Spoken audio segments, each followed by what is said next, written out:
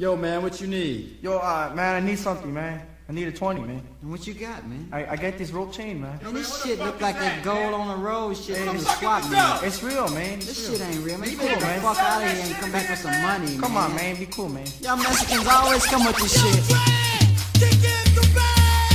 For many years, it has been believed that the United States government had a conspiracy to kill off the African American race. One of the most talked about conspiracy theories was the crack epidemic. In the mid-'80s and early '90s, it is believed that the government flooded the black communities with crack cocaine.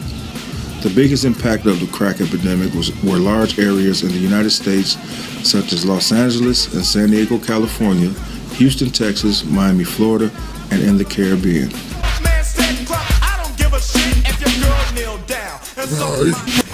Yeah, I have a few older family members that's somewhat addicted to the drug. But if they don't get it from me, they'll get it from somebody else anyway. So I just want to, put that out there. You know what I'm saying? I'd rather them get it from me, knowing, where it's coming from, and it's good. So that's about it as far as my family.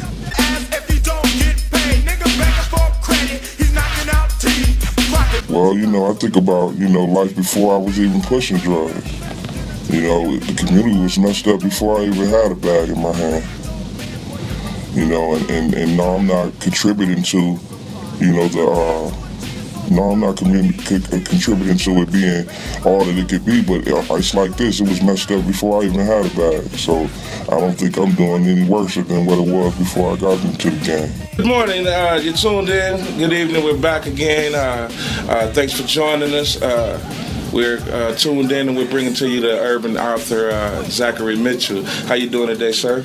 Man, I'm all right. And today he's coming to us to allow us to understand the new project that he's just finished and completed, Discovering, Defining, and Defeating the Fiend. Mm-hmm. Wow, that's a captivating title. How did you come up with that?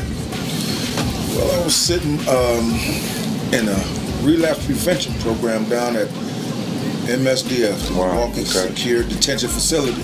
Mm-hmm. And, after being in countless, this was like, I don't know how many times I've been in treatment, but here I am back in treatment, and I'm like, man, here, once again, right. I know this, but, some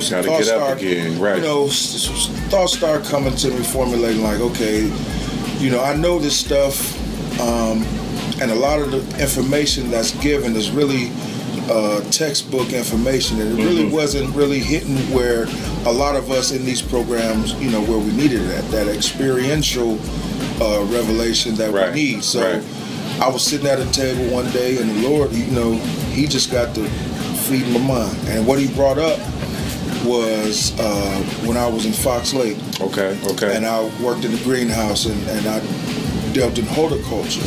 Okay. And I got to thinking about how, some of the plants that we treated, you just couldn't do a surface treatment and the disease would leave. You had to dig and find, what was going on. And most times it was in the roots.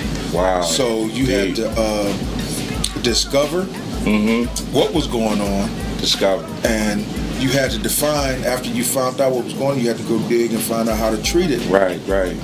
And then that way you can defeat whatever was going on with that plant. I got to thinking about, okay, that's what is needed in this addiction process. We want to thank you for coming in. For those that are listening, we're going to get out and get this Discovering, Defining, and Defeating the Fiend by my boy Zachary Mitchell. Keep tuning in. So much for me and I can never get it back. Lord knows I hate the day I ever sold crack cocaine. I hate you. Lord knows I hate